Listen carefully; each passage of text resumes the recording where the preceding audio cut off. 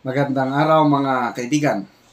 Ito, pag-usapan natin ang grabing demolition job laban kay BP Sara at former President Gloria Macapagal Arroyo. Ito, sariling analysis ko lang ito. I-share ko lang sa inyo. Nasa inyo kung maniwala kayo o hindi. Okay. So, sino ang nasa likod or utak sa demolition job na ito? Ito nakikita ko, walang iba kundi ang magiging kalaban ni BP Sara by 2028. Walang iba kundi si Speaker Martin Romualdez. Okay. Ang nasa likod naman, excuse me, ang kingmaker ni Speaker Romualdez, walang iba kundi si First Lady Liza Araneta Marcos. Yan, dalawang tandem yan eh. Liza Martin. Dito naman sa kabila, it will be BP Sara and PGMA. Yan ang nakikita kong magpartner. Ang nasa likod ni BP Sara by 2028, itong si former President Gloria Macapagal Arroyo. So ngayon, nakita ko, ang galaw ng Liza Martin tandem, demolition job. Una, ang ginawa nila kay BP Sara, yung paggamit ng Confidential Intelligence Fund. So, naapektuhan na po ang rating ng ating butihing Vice President. Ako, I'd like to make myself clear. Fans ako, supporter ako ni BP Sara all the way. Of course, nagsimula pa kay Tatay Digong, like father, like daughter, Sara ako. Kaya pinag-aaralan ko ito para ma-share ko sa mga kapwa ko DDS. I am a DDS. Okay, so bumaba ang ratings ng ating BP dahil sa sunod-sunod nilang pag-atake paggamit ng Confidential Intelligence Funds noong 2022. Saan galing yung Confidential Intelligence Fund na yon? Galing kay PBBM. Baka sinadya ito na inoferan nila si BP Sara na, okay, Vice President, gusto mo ba ng 125 million? Sige, sumulat ka para may basyan kami. Sumulat naman si BP Sara, ibinigay yung 125 million, December na, kailangan i-clear o gastusin. Ayun. Kaya bumaba po ang satisfaction rating ng BP Sara natin ng 12%. From 84% to, 60, basta 12% ang binagsak niya. Okay, dito naman tayo kay PGMA. Ano naman ang demolition job nila? Yung dinimot siya nung 2 months or 3 months ago.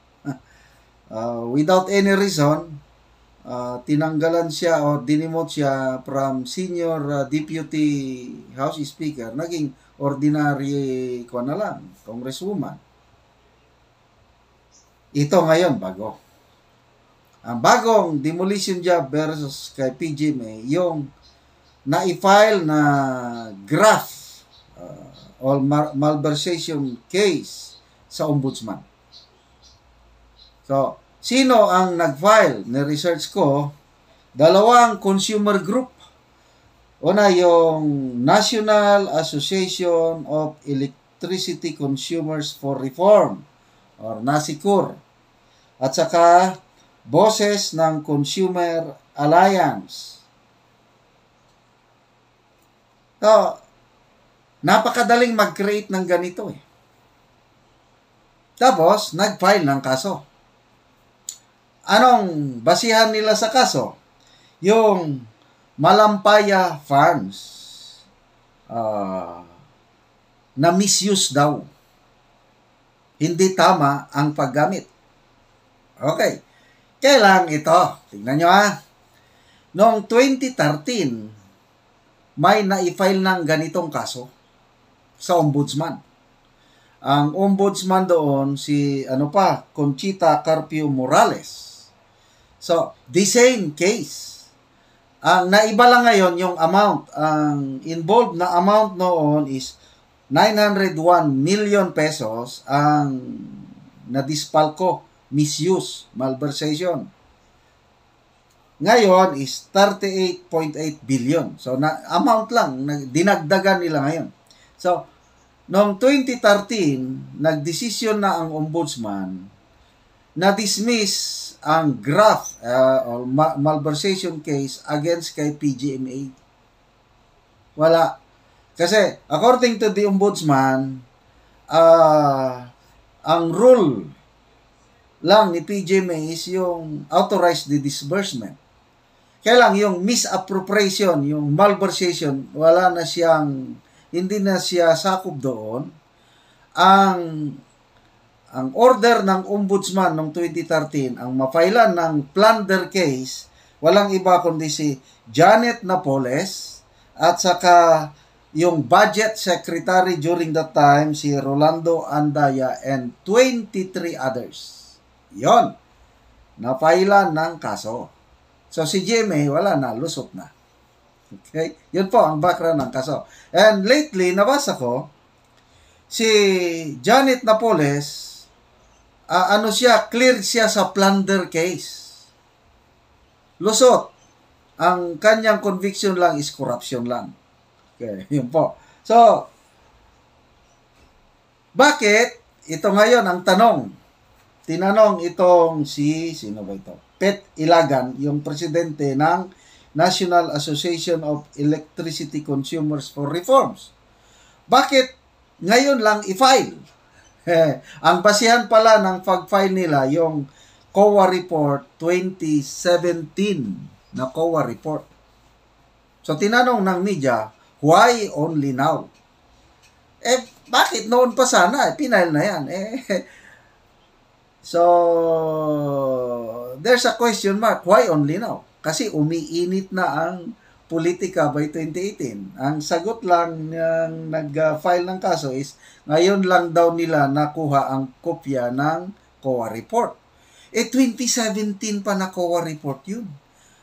Ang COA report, public na yan. Pwede kang makakuha kasi nga, required sa batas na i-publish. Di ba ganun yun, yung COA report? Hindi yan itinatago. Ngayon daw lang nila nakuha. Ako, hindi na ako maniwala doon. Ano pa? Ngayon lang available.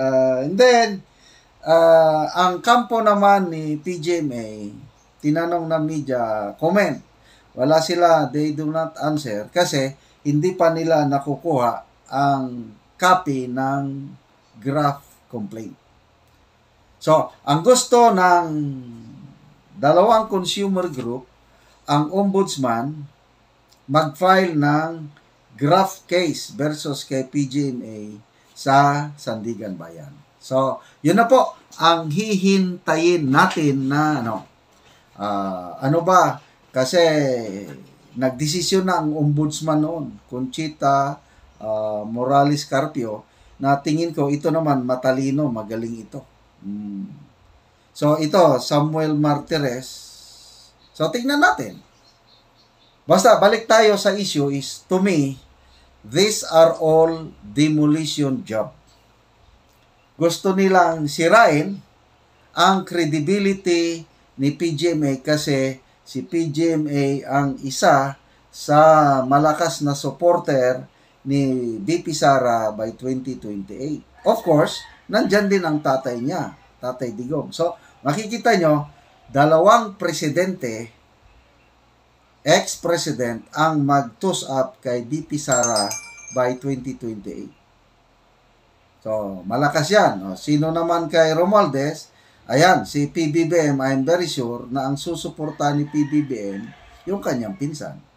Of course, and the First Lady. So, yun na po ang labanan by 2028. So, kaabang-abang po. So, ako, sana ko, Sara ako. Noon pa, mayor pa lang siya ng Davao nung sinapak niya yung sheriff. Mula noon, nabighani, na in love na ako sa tapang at malasakit ni VP Sara. Sana she has learned her lessons well, na yung confidential intelligence funds, wag na siyang humawak para mawala ang issue against sa kanya. So, tayo, mga DDS, sa ngayon pa lang, magsimula na tayo na lumaban kasi ang kalaban natin, yung kampo ni Martin and Liza, gumagalaw na. Kaya tayo naman, DDS, gagalaw na rin tayo.